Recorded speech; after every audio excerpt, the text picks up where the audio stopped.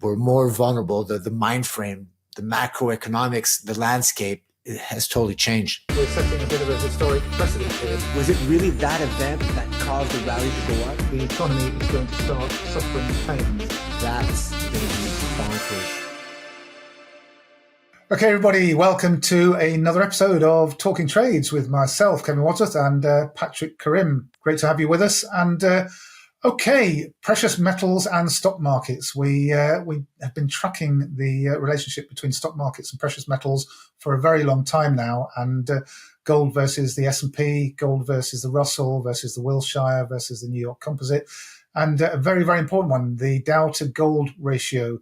It is sending some very interesting signals. Pat, what can the Dow to gold ratio tell us? Thanks, Kevin. Yes, of course, now people are familiar with the capital rotation event, the CRE, right? You've read about that. The capital rotation process, you could call it the CRP.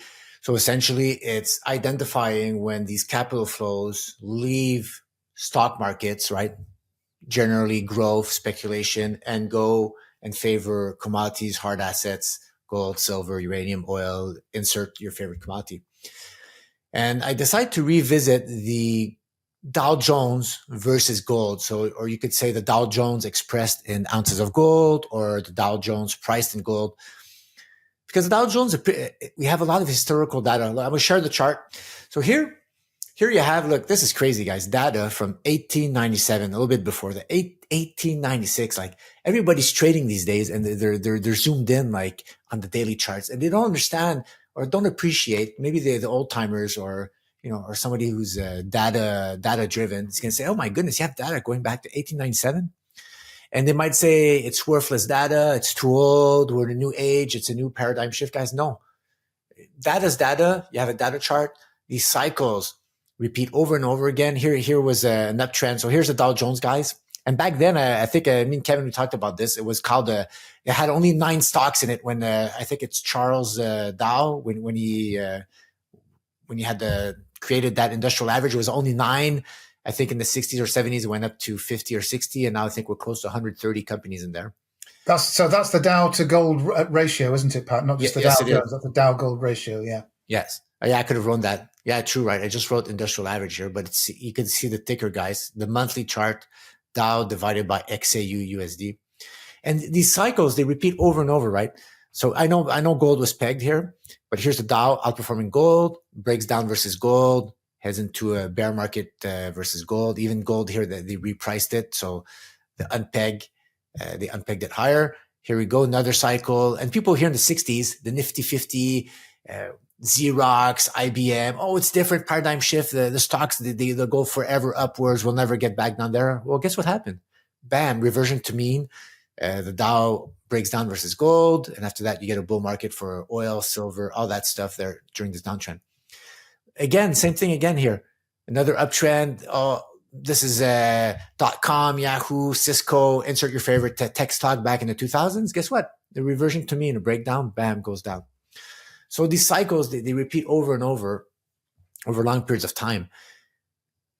And that's where we are today, guys. We have a rising momentum trend line, and it's not acute as these ones, right? Every line that you have, guys, if they're very steep, sometimes they break and people will say, oh, it's a breakdown. Well, they're not all equal, these rising trend lines.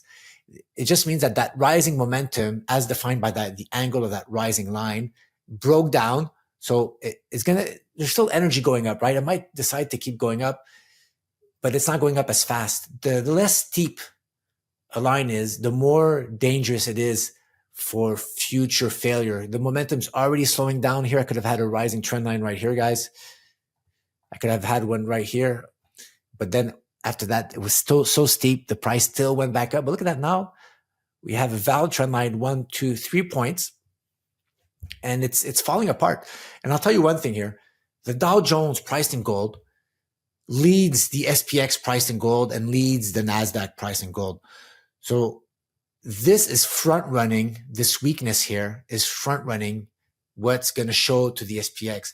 And the SPX has never, ever not done a breakdown versus gold after the Dow does. So I don't want to say it's never 100%, guys. Of course, you have to open your minds and say there's a possibility.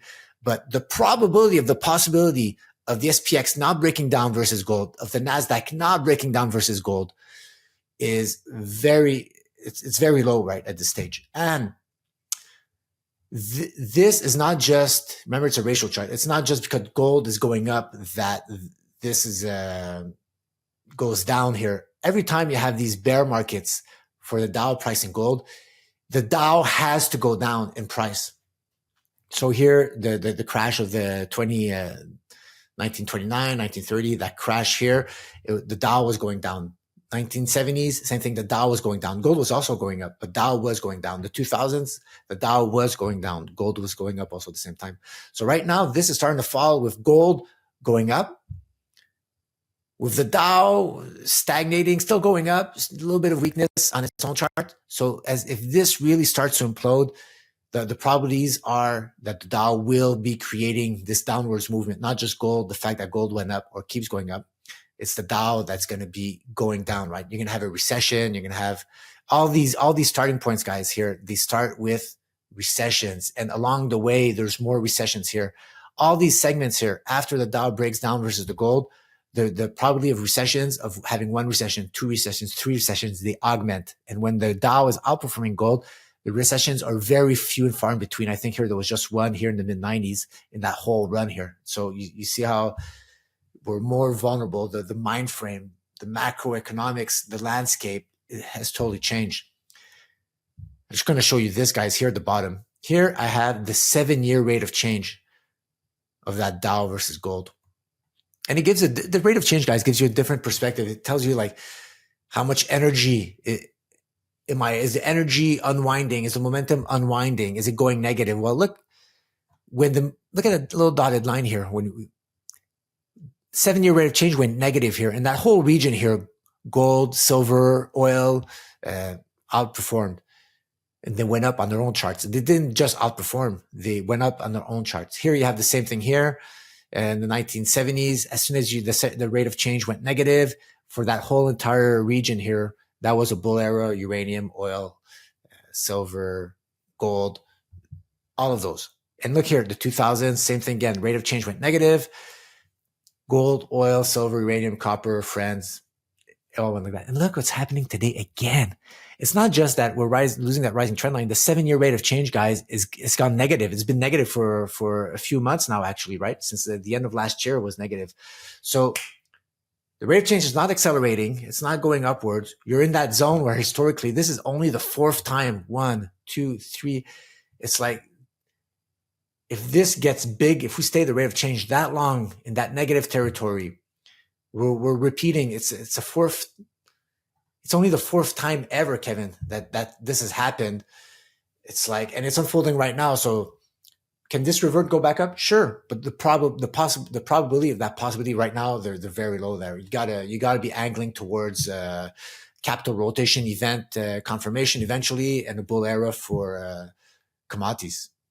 Okay, thanks for that, Pat. Some really useful information in there. And people often talk about those paradigm shifts, don't they? They truly are seeing right in front of our eyes at the moment, actually, a paradigm shift, just the 4th signal in 100 years, these capital rotation events. What a time to be alive. Okay, thanks for that, Pat. And if you like that content, don't forget to hit the like, subscribe, and that notification bell.